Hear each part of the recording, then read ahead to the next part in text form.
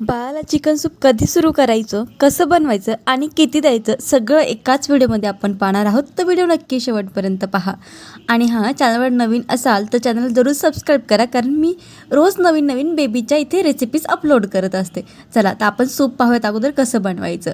इथे मी कांदा, टोमॅटो आणि थोडी कोथिंबीर घेतली आहे, जेणेकरून टेस्ट बाळाला छान येईल. आणि 3 पीस चिकनचे घेतले आहेत, बोनलेस नाही आहेत, ते हड्डीवाले आहेत. तर ते का, तर पुढे मी सांगते. 1 चमचा घी टाकून घेतला आहे आणि त्यामध्ये आता आपण कांदा टाकून घेऊयात. कांदा अगदी थोडा टाकून घ्यायचा आहे. कांदा आता आपण फ्राय करून घ्यात, त्यामध्ये थोडंसं टोमॅटो टाकूयात. बघा, चिकन ना 7 ते 9 महिन्यापर्यंत दिलं जातं, पण मी माझ्या बाळाला तेव्हा चिकन दिलं नाही. माझं बाळ 10 महिन्याचं झाल्यावर मी बाळाला चिकन सूप देणार आहे आणि हे माझं बाळाचं पहिलंच चिकन सूप आहे. त्याच्यामुळे, कारण तो 10 महिन्यांचा आता झालेला आहे, म्हणून मी त्याला पहिल्यांदाच आता चिकन सूप देते. तर पहा कशा पद्धतीने मी त्याला देत आहे.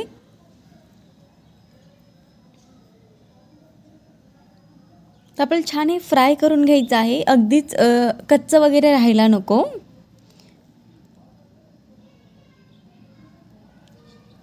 आणि हे जे पीस होते ते थोडेसे मी कट करून घेतले आहेत, ते आता आपण टाकून घेऊयात.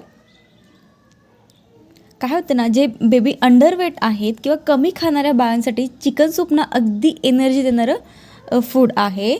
त्याचबरोबर हिमोग्लोबिन वाढायला मदत होतं. चिकनमध्ये आयरन असतं, जे रक्त वाढायला मदत करतं आणि अशक्तपणा टाळतं. आणि पहा, छान फ्राय करून घेतल्यानंतर थोडीशी आपल्याला तिथे हळद टाकायची आहे. त्याचबरोबर हाडांसाठी फायदेशीर आहे.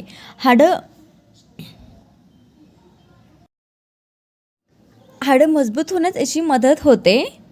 आणि बघा, हड्डीवालं आपल्याला चिकन घ्यायचं आहे, जसं मी व्हिडिओमध्ये दाखवलं त्याप्रमाणे, कारण की त्याच्यामध्ये जास्त कॅल्शियम, फॉस्फरस, कॉलेजन मिळतं. त्याच्यामुळे आपल्याला अगदीच बोनलेस नाही घ्यायचे.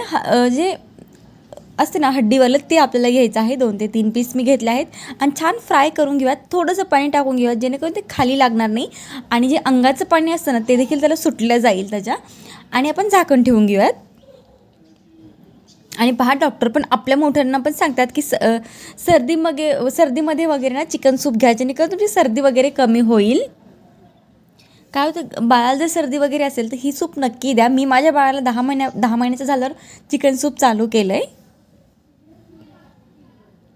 आणि काय होतं, हे पातळ असल्यामुळे बाळाला अगदी डायजेस्ट करायला सोपं होतं. आणि पहा, तर आपण छान असं थोडंसं अंगाचं पाणी सुटेपर्यंत याला फ्राय करून घेऊयात आणि नंतर मग आपण पाणी टाकून शिटी काढून घेऊयात. आणि इथे अजिबात आपल्याला मीठ वगैरे टाकायचं नाही आहे.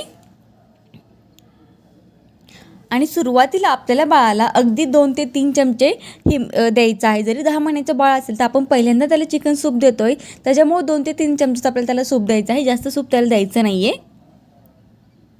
आणि चिकन नीट शिजलेलं असावं. हाडं, तुकडे किंवा त्यामध्ये हड्डी वगैरे नको, ते तुम्ही चाळूनसुद्धा घेऊ शकता. आणि मेन म्हणजे हे सूप आपल्याला दुपारी द्यायचं आहे, संध्याकाळी द्यायला नको. मी माझ्या बेबीला हे दुपारी सूप दिलं होतं आणि ते आपण 2 ते 3 शिट्ट्या याच्या काढून घेऊयात आता. आणि पहिल्यांदा आपल्याला फक्त बेबीला याचं पाणी द्यायचं आहे. आपल्याला कुठलाही चिकनचा पीस वगैरे बेबीला द्यायचं, अगदी बारीकातला बारीकसुद्धा पीस आपल्याला बेबीला द्यायचा नाही आहे. फक्त पाणी आपल्याला द्यायचं आहे. आणि पहा, 2 ते 3 शिट्ट्या झाल्यानंतर इथे सूप माझं रेडी झालेलं आहे. आणि पहा, अशा पद्धतीचं जे पाणी ना, तेच आपल्याला बेबीला द्यायचं आहे. आणि हे कांदा, टोमॅटो वगैरे असतं ना, याला तुम्ही मिक्सरला पण थोडंसं काढू शकता किंवा असंच देताना ना ते साईडला काढा आणि बेबीला सूप द्या. कांदा, टोमॅटो बाळाच्या तोंडात आलं तर तो पीत नाही. आणि जर असंच तुम्ही प्लेन दिलं ना त्याला, अगदी आवडीनं तो पितो.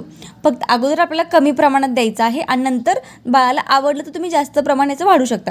चला, आपण भेटूयात अशात नेक्स्ट व्हिडिओसोबत. बाय. अजून काही माहिती हवी असेल तर नक्की कमेंटद्वारे कळवा.